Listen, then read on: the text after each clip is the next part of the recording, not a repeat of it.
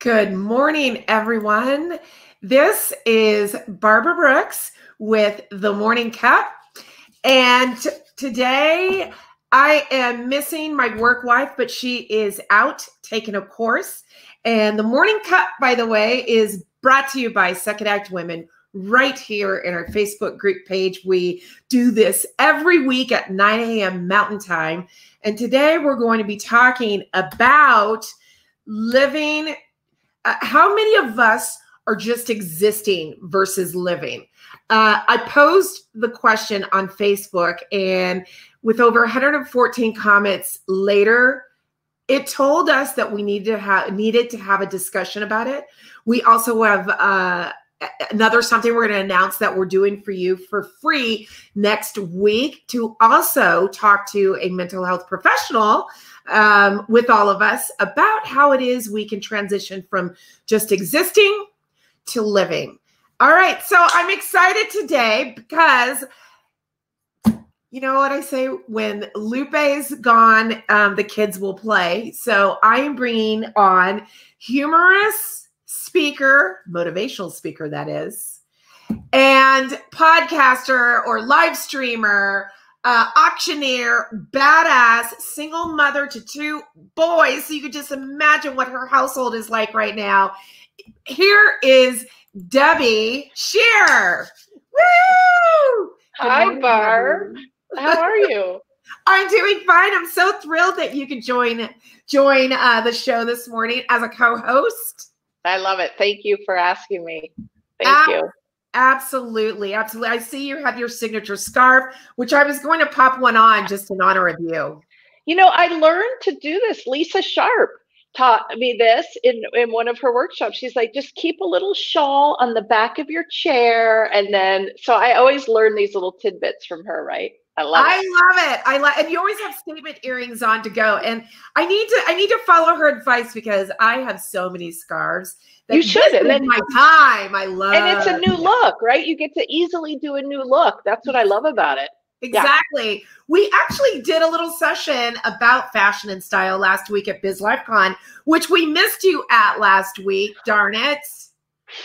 I was very sad that I was not able to participate. I followed along. I couldn't follow with you, but I saw the behind the scenes and I was so sad. I know, because you usually bring the humor, you lighten it up. And I have to say, for those of you that didn't get a chance to attend BizLifeCon, they just continue to get better and better. And we were so thrilled to have Tony Award-winning actress Tanya Pinkins, which is so funny because I remember her from my Good Morning, or I was an All My Children fan.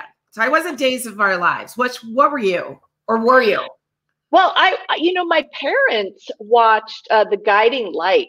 And let me tell you something. My parents worked together in my dad's office. They would tape The Guiding Light. They would close the office for an hour and some minutes and go home during lunch and watch it. They watched it for 40 years, however long that it might still be running. I have no idea. Yeah. It's not. It's an addiction for a lot of, it is just, you get consumed with their lives. That's what my parents were way bought in, like to the point where we had to say, they're not real. People are not real. I love it. Well, and do you remember, speaking of soap operas, Ryan's Hope? So for me, I was always an ABC watcher. So anything that it was Ryan's Hope, All My Children Next, General Hospital, and then afternoon movies. And then 2 hours of I Love Lucy, Little Rascals, the Flintstones. Remember how innocent he was? Oh my God. Oh, please. It was so I watched Little House on the Prairie. That was my come home from school. And it was so innocent back then that when Laura Ingalls Wilder was in the classroom and she put the apples in her bra because she wanted to seem more mature, and then they fell out of her bra and rolled down the aisle, that was like scandalous, Totally was. Yeah. You're so right. And now look, they're like booty shaking on TikTok and boobs to here and booty to here, like shaking with shorter than their shorts. And oh my gosh. I sound like my mother right now, by the way. I know, we both do. We both have literally in the last 90 seconds turned into our mothers. We so that's certainly, okay. Yeah, the 70s. Okay. The 70s called. So yeah, I am thrilled to have you. What's been going on? Because I know that you're an auctioneer. Yeah. And so you have brought millions of dollars, helped organizations generate millions of dollars for their charities. I think you were doing 2 events last Friday. Yeah. Fall fundraising season is right now, and it's so busy. And so, like all industries, the events industry, fundraising industry was hit hardest. I mean, events were the first to shut down. They'll be the last to reopen. So I've spent the last 7 months transitioning clients to a virtual platform to do virtual galas, and it's been amazing. It's been amazing. I have to tell you, I was skeptical. I'm not going to lie. And you've seen me cry over technology once or twice. So let's get real. But it has been so beautiful to see. And my favorite thing about it is I just did Matthew Shepard's event 2 weeks ago. That if you're an organization that has a national or international following, doing something virtually allows your supporters from all across the globe to participate. And that is, I think the industry is going to change from this point forward, because it's wonderful to be truly inclusive, right? That's a great feeling. It is. And what I liked one time you had said, because I sit on the board, I was vice president and now just board member of Sense of Security. And we raise funds for breast cancer patients who are going through treatment, who oftentimes can't work any longer. And then you pile on COVID. So we just did a virtual event and we hit our goal. Now we didn't hit last year's numbers because it's still new to people. Yeah. We were pleasantly surprised of the gross amount of dollars that we were to bring in to help our clients. And so you had said something, Debbie, about it no longer is about looking, putting on the lashes, going out and buying a dress, which you could actually donate that money to the organization that you're going to show up at an event for, just to say I'm here and show your face. Instead, it's about the organization. Yeah, and I love that. Yeah, we've trained our guests for so many years to get a fancy dinner, be seen, take photos on the red carpet. And trust me, Barbara, and I know you feel the same way, I love all of that. I love it all. I love getting dressed up. I love galas. But this new way is retraining our guests that you're truly fundamentally giving from your heart. And from an organizational standpoint, you're saving money on a venue, on food, on booze, on so much.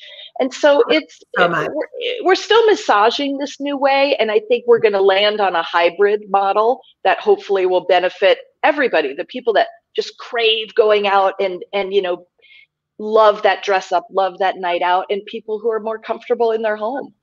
I agree. We did. And you've probably been a part of quite a few of these where you just, instead you do a dress up party, or, we had where, because our event was Colorado centric, it was about wearing, not that we wear cowboy hats everywhere. Let's face it. That's the old, Colorado, but we did do that where we had you don your fanciest hat and decorate it, wear a fascinator, whatever, because that created still the inclusion and the fun. So yeah, I like it. And people just have to learn too, that all they have to do is get an HDMI. I'm talking tech right now. Get an HDMI cable. I know what that is. I love it. Connect it to your laptop and to your smart TV, and boom, you're in the room. You're literally watching on your TV. Well, and now so many of these events can be live streamed to Facebook or live streamed to YouTube, which just expands the reach of the organization even more. Yeah, it's fascinating. Absolutely. Yeah. Well, we're going to jump in, but I do have to admit, I told the ladies that I literally had an afro 45 minutes before we started the show. So I was desperately trying to straighten the old hair. But it was out to here. Yes, I have an afro when it's not straightened. So, but you're familiar. You're Yes. familiar with you know, Yes. our textures. Yep. Yep. So listen, let's jump into the topic, and that is a really important one. I posed the question on Facebook on October 22nd. It said, does anyone feel like they're just existing and not living anymore? I was curious because I'd seen this in another group page, and I saw it blow up. And it was a group page that just had every age in it. And I thought, be interesting to see where our women sit over 40 and 50 today, and how are they feeling, because we are exposed to more mental stresses, this age group, than any other, including gender. So, some of the comments that came across, that I'm not going to read the names, but they were pretty interesting. One person said, me. I'm typically pretty chill about things, but I find that I'm super on edge. This has definitely been a year for the books, and I will be happy to see it in the rear view mirror. Yeah. Another said, Groundhog Day and week, working from home, but blessed to be busy. Completely. Everything seems a blur. Same thing day after day after day. Weekends are the same as weekdays. It too shall pass, and I'm doing all I can to make the most of it. But it's the same day. It's Groundhog Day. And so it just kept going on and on. I believe out of the 114 comments, probably 5% of them said they're doing fine, which means that's a lot of people who are not, who are just living to exist. Yeah. How are you feeling right now? Well, let's see. Right now at 9:12 on Thursday morning, I'm feeling pretty good. No, I'm going to be honest with you. This has been the bumpiest 7 months or 12 years, I don't know, that I've ever experienced. And a lot of that has to do with having a business that disappeared overnight and trying to, re-energize it and shift. That was a lot of learning, which was stressful, but also invigorating. I'm not going to lie. Like, it is a wonderful thing to be able to learn new skills and push your comfort level, right? That's a important thing. But it was really just being a parent to 2 kids, remote learning. It's been a lot. But new things pop up, new beautiful things that I didn't expect, and some things that are yucky and ugly that I didn't expect, and they all kind of just swirl around together, and then here we are. Yeah, I feel like this is a time of as another person said, a time of reflection. And it's been difficult on people like us in a sense that, we're used to people. I'm used to people. I know you're an introvert actually. But so that's been the hard part. And I believe that's where people are getting stuck too, is they just, even though we have Zoom and you have these pods that you can trust. Mine is with Lupe, even though she has a petri dish or 2 kids. Children, yes. Right. But they have to be tested because one's in football. So, but it's just still not enough. So I feel like that's where it feels like Groundhog Day. But on the other side, like you said, there's the learning that's taking place. There's the recalibrating. There's, what do I want to do when I grow up? So what can I work towards when all of this is done? And by the way, if you're watching, or those of you that are watching, chime in. This is an open mic conversation. We'd love to hear how you're doing. We're going to bring Lyndal from California on a little later to talk about this, because she helps women in this. But it's just, I want to give the definition of living to exist, by the way. So there's existing and there's living, according to livereal.com. To live is a different thing than it is to just exist. I think we already know that as 40 and 50-year-olds. Although they get confused, it says from some people. They overlap and they interconnect in more ways than one, but still they are different. So it says to exist means to be born, survive for a while, and then die. To live means something beyond that. It's to live life's purpose. It's to live life's adventures, our experiences. It's to love. It's to be with people. I added those components, but that really is what that means. And so as it says, as long as we're alive, we're simply existing. So how can we talk about living? What are some of the things, you ladies that are watching, what are you doing to get out of this funk? And what are some of the things that you can impart on people? Or are you still feeling like you're existing? And tell us why. I mean, what do you think about that? That's pretty deep?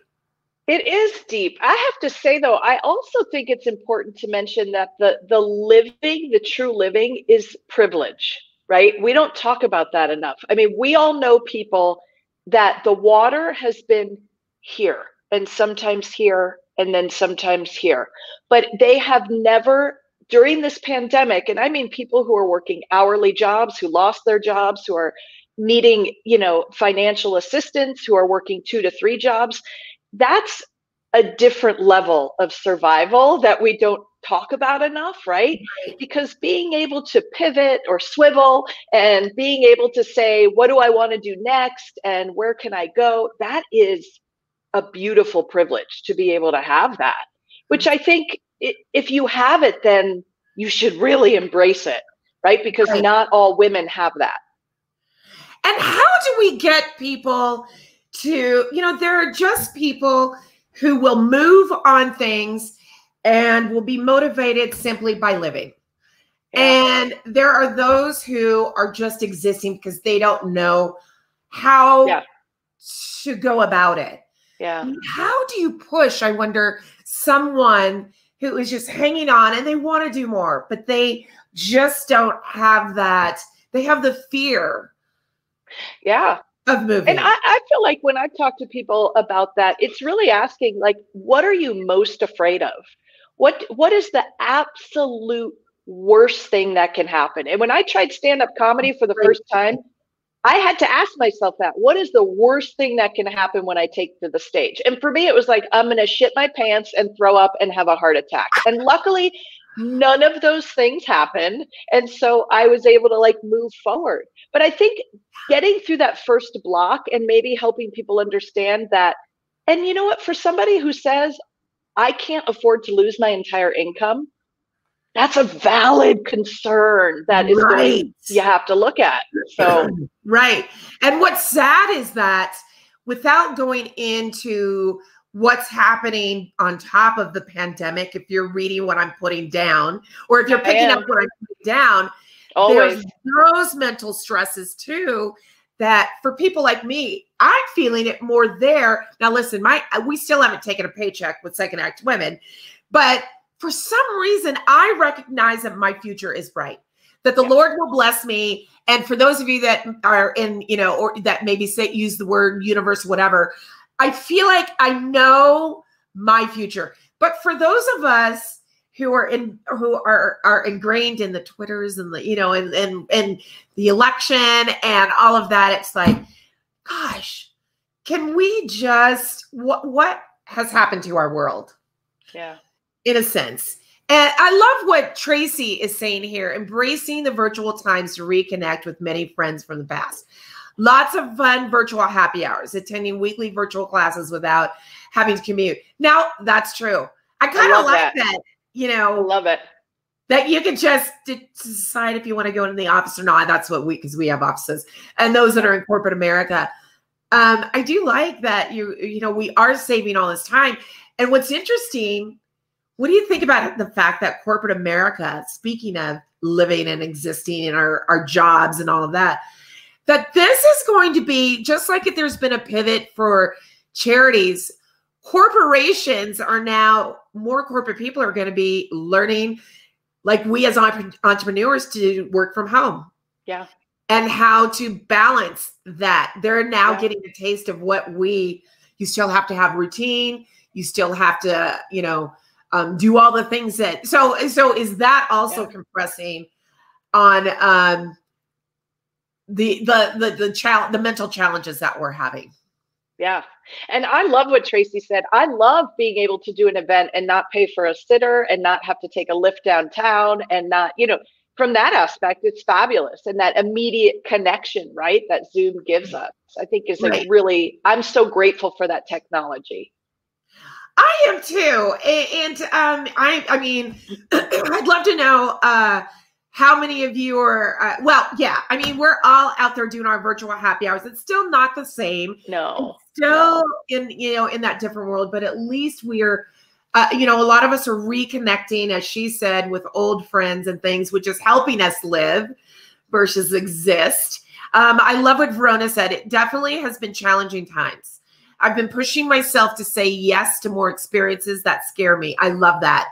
And that's what living is, pushing yourself to do more. It has helped me move from existing to living. Well, there it is right there, and saying yes to at least one thing that scares you. I love that. And I think that's one thing maybe people should start challenging themselves to. Get out of their comfort zone, create a list of things that you ordinarily wouldn't do, but you've wanted to do. And they don't have to be huge. I think we unfortunately live in this time where, if your list doesn't say skydive and, do a naked hike to the top of Mount Evans, you feel like, because we're in such comparison mode with social media, I think those lists can be so tiny, right? Those tiny things do bring you a big sense of accomplishment. They do. I do a seasonal list, which is kind of fun. The insiders get that. And it's cheesy stuff. It's make yourself your own pumpkin spice coffee or tea or bread or whatever it is. It's go to a pumpkin patch. And as silly as all that sounds, it really helps because we still can do certain things like that. Yeah. But okay, so Tracy says taking advantage of the outdoors, which I love. Well, you're in Colorado, perfect place. Yeah, walks with people to connect, outdoor dining. Well, it's now not expanded anymore. If you've heard the Denver mayor's orders. Yeah. Yeah. Yeah. So it looks like Tracy's one of ours that's living. Yeah. I bought an inflatable kayak. I bought two in April. One was supposed to be a 3-person, and I thought, oh, this will be great family time. Well, we all know how that ended. 2 minutes after it started, it was a disaster. And the 3-person kayak turned into me and a lot of snacks and a big cooler, and that was perfect. And I'm not kidding. Kayaking has really done a lot for my mental health, my anxiety, all the things that I struggle with. That has been kind of my go-to to go to the mountains and, get on a mountain lake and kayak. So I think it's whatever you can find in those moments of peace and solitude. Hopefully you have some, even if it's whatever it looks like. It might not be 2 hours. It might be 12 minutes. Right. That's key. That's key. Especially if you have kids at home. Oh my God. We're all trying to do this virtual, whatever we're doing with children. It's like, whoa. Did you watch Blackish last night? Blackish? Oh, you have to watch it from last night. It was about this. So it was. Yeah, I will. It was about them entering the pandemic. And as a non-parent, I literally could feel what you all must be going through. I mean, it's pretty traumatic, even on the children. I mean, very much so. Like Lyndal is in high school, but he's now out in California with her parents or with her mom, studying from there. I mean, how odd is that you have the freedom to do, but it's high school and you should be in class. I don't know. Yeah. It's all foggy. Well, let's bring on Lyndal from California. She's got a couple of things to say about this. And then you and I are going to talk about holiday planning. Speaking of, because I do want to tell you, don't let me forget, I have a solution for all the parents who can't take their kids trick-or-treating this year because of COVID. So I want to offer up something to them. So I love it. Let's do it. All right. So we're talking Halloween and Christmas. All right. Thanksgiving, all of them. Oh my God. All of it. Here we go. Hello, Lyndal. How are you? Hi, I'm great. Thanks for having me here. Thank you. You are one of our insiders of Second Act Women. You have a membership within the group, and you are lending really great advice to our ladies. We've got you set up to deliver a session in December, I believe, and probably do more in 2021 to power up our ladies. So tell the ladies who you are, what you do, and your background, because you're an ex-corporate, you're a corporate leftover. I like that. Well, I'm still trying to take Debbie's advice and remove the naked hiking off of my list. So I think that was my big takeaway so far today, and it's huge. It's huge. So my background is in HR. I've been in, I was in the HR corporate world for about 18 years. And so I started out in hotels, Four Seasons, Fairmont, doing very structured corporate HR, did a variety of things around the consulting side, landed in travel retail, working for a 9,000 person organization heading up HR for North America before I moved into the startup world. And I'm in Los Angeles, so the whole Silicon Beach, everything taking off here has been something that was a huge part of my life for a number of years. And then at the beginning of this year, beginning of 2020, I launched my own practice. So executive coaching and leadership consulting at Larkin Leadership. And it happened to coincide with the beginning of the pandemic. So, you know, I laugh about the pivot, the swivel, and I like swivel so much better than pivot. But right. I have been living that and really being able to identify with my clients in ways that I never thought I would during this. And it's been excellent and feeling as if the people that I'm working with, and primarily I work with corporate clients, founders, CEOs, and their executive teams, doing a lot of work around leadership through that lens of people, through culture, team dynamics, and really focusing on the leadership piece of that. But I also lead masterminds with emerging female executives and leaders that are looking to really enhance their executive presence and find their voice, especially as they move into second and third careers, and really identifying how to leverage their superpowers and all of the different experiences that we have. And that has been more valuable, I think, than ever during this time, especially where we're seeing so much change. It has been. And I love that you've experienced both sides, and now you're the entrepreneur talking to corporate America and to other folks. And so you were listening in on the conversation about existing or living. What are your thoughts? You had some good ideas or some great thoughts before we jumped on live. Yeah, and it was so interesting seeing some of the comments and listening to the conversation. What I'm seeing with a lot of my clients and throughout sort of different dynamics of both the corporate and the individual personal side is we've been going through those 5 stages of grief. And in many ways, many layers of those are still happening. There's not, from the civil unrest and the politics and the Twitter and all of the things that you were referencing that are causing us stress, in addition to the pandemic and everything happening, family, career, health, financial, all of these components. I think we're at different layers of that. In general, what I'm seeing, though, is that as we're sort of coming into this acknowledgement of reality of how long this is going to be. And I think many of us, myself included, I was excited at the beginning. I went, I can take 2 weeks and this gives me time to clean off that bookcase and clean out under the bed and finish up my website. And now that feels almost comical looking back to say, wow, was that 8 months ago? But what I'm also seeing is that people are sort of rounding this curve to acceptance in a lot of ways. And being in that place of acceptance is not being passive, is not being emotionless, but it is about embracing the present and recognizing where the learning is. And there is learning, huge learning, if we allow it to be about ourselves, about the world, about others, about how we want to show up as we move into 2021. And that has been a really exciting place for me to be and to be able to support my clients on that journey.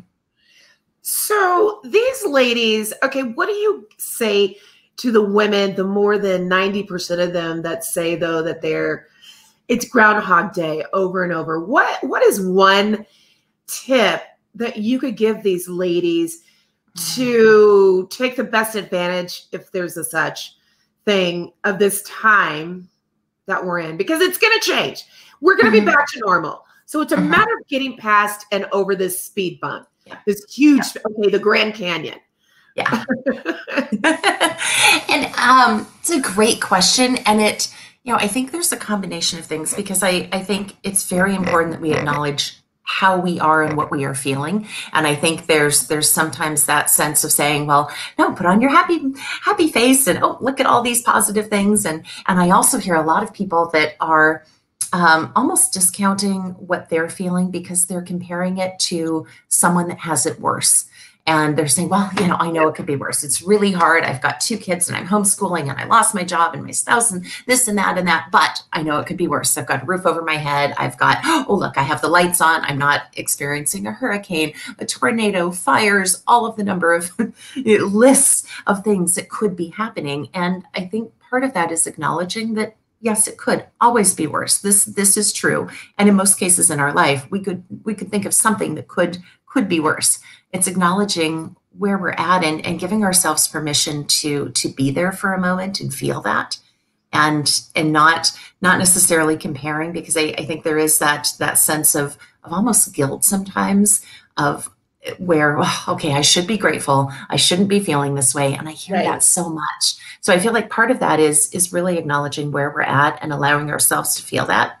But then it's also looking at, where is the learning? What do I want to take going forward? And you had one of the comments, someone said, Zoom happy hours and connecting with people that they hadn't connected with. And I have family members in other states that we have started doing regular Zoom calls now and FaceTime happy hours that we could have done for the last decade. Right. And yet we haven't. And that has been such an incredible, rewarding experience. And that's something that I'm really grateful for. And it's a learning to say, regardless of what happens, I'm not going to have an in-person happy hour with them on a monthly basis. Right. So how can I keep this practice? How can I keep this habit as something positive that has come out of this, no matter what 2021 and beyond looks like, from a pandemic and a lockdown and all of those components. So I think there's a two-parter of acknowledging what we're feeling, but then being able to find the learning, find the practices and the habits, and they might be tiny ones that work for us and that we want to continue to take going forward. I love that. I have a question. What is, I'm curious to know if you're right. If you have, one thing that you do daily, one practice, that whatever it is that you feel has really helped you. And maybe it's a new practice that you didn't engage in prior to the pandemic and you went, whoa, I need to pull this into my life. Is there something that you think has really benefited you? Yeah. I have always, I've had a mindfulness practice in terms of mindfulness meditation for a number of years, and it ebbs and flows as many things in our lives do.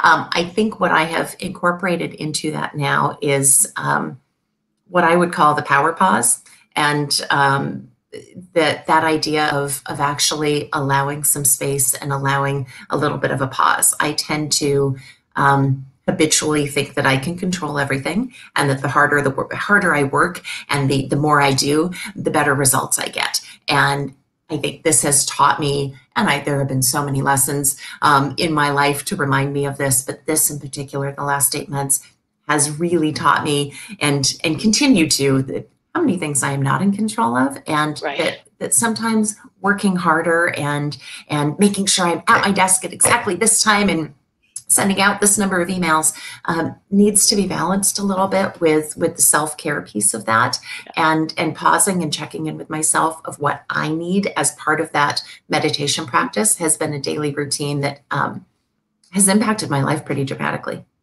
So it's a great question. Thank you. Yeah, that was. I am seeing a mental health professional thanks to Energize Colorado. Oh, good. Yeah. Yes. And one of the things she taught me was, and I don't know what it's called, but it's 4-4-4, where you went, I'm supposed to do this 3 times a day for a minute each time, where you inhale for 4 seconds, you pause for 4 seconds, and you exhale for 4 seconds. And I'm supposed to especially do that when I'm feeling stressed, or if I'm watching CNN and, and something's happening. I don't need to go there. Which is every 5 minutes. Yeah. And it does work because I get so wound up. So I really recommend people to do that. I know Nikki Aiello, another person that had recommended the same. So I recommend that. And Lyndal, before we leave you and stay on the line, because we do want to take a picture, where can they find you? Absolutely. You know what? I just thought of one thing when I drank my coffee. It's also finding little structures in your life that remind you. Structure. And for me, this is my little self-love cup. I've got a little stone on my desk that says play. And these are reminders to me that I have around. I've seen people, one of my clients that, I love it. Yes. Yeah. I love it. I love it. One of my clients decided that every time they washed their hands, they would think of things that they were grateful for.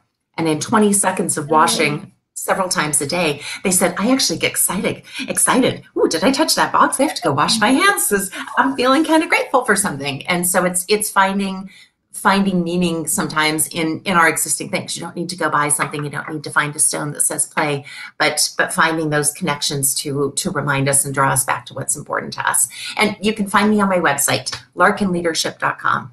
And I'm on LinkedIn and also on Instagram, but larkinleadership.com.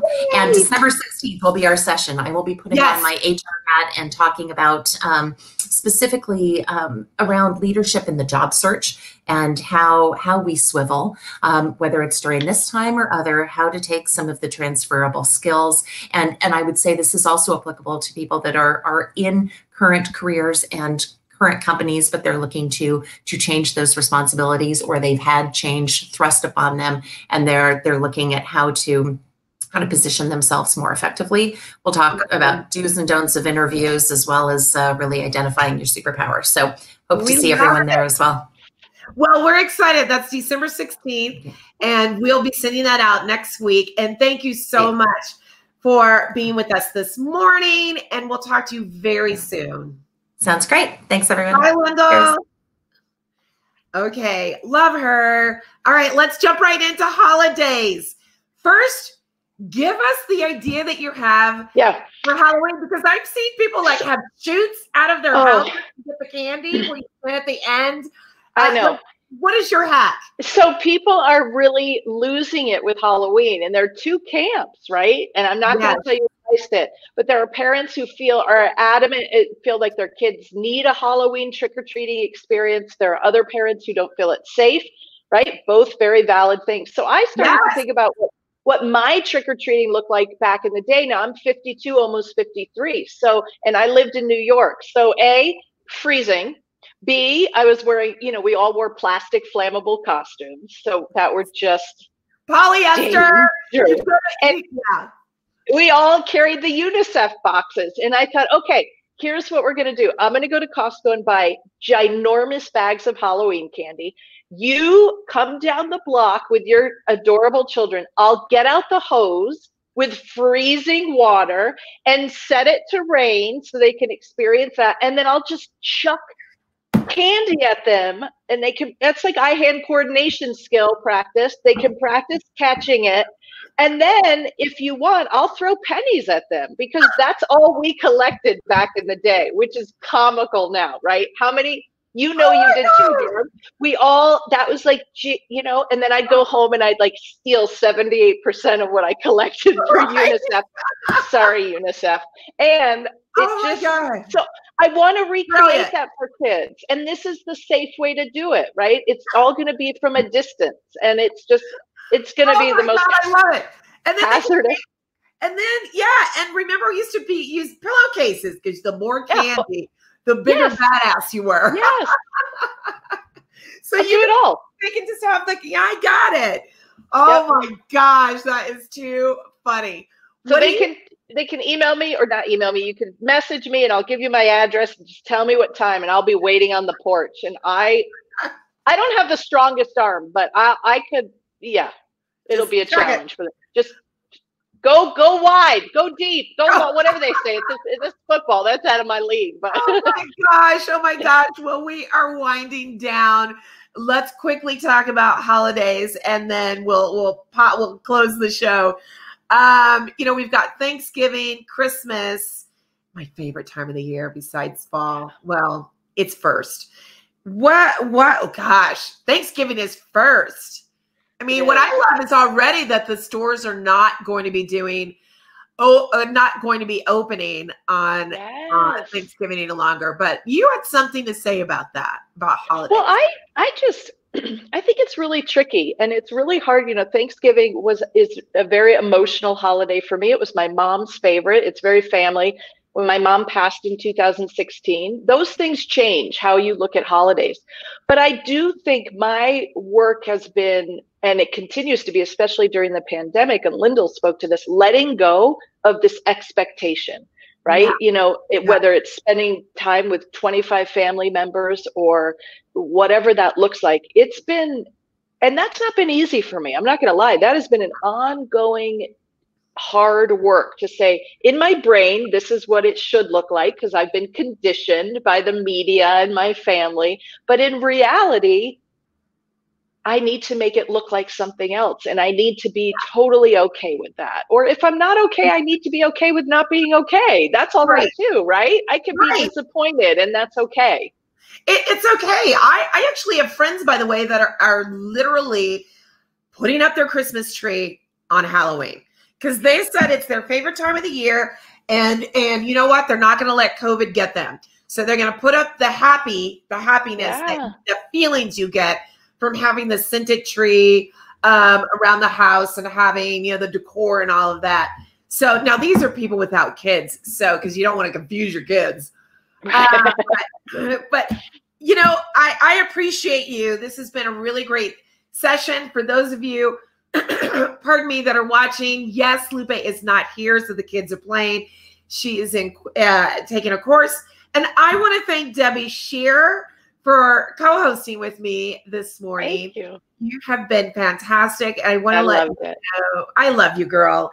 I do want to let you know that we do have a mental health session coming up next Wednesday morning at 9 a.m. Mountain Time. It is free to all of us second actors and Second Act Women Inside members. We have a psychologist who is in our age group and is ready to help us get through whatever it is we're feeling. And so there will be real conversation during a safe space, non-recorded Zoom call. So I will be posting that link, and we look forward to seeing you there. And in the meantime, I always have a quote at the end of each one of these. Lupe and I love a good motivational quote. So before we close the show, I just want to say that from Lewis E. Boone, the saddest summary of a life contains 3 descriptions: could have, might have, and should have.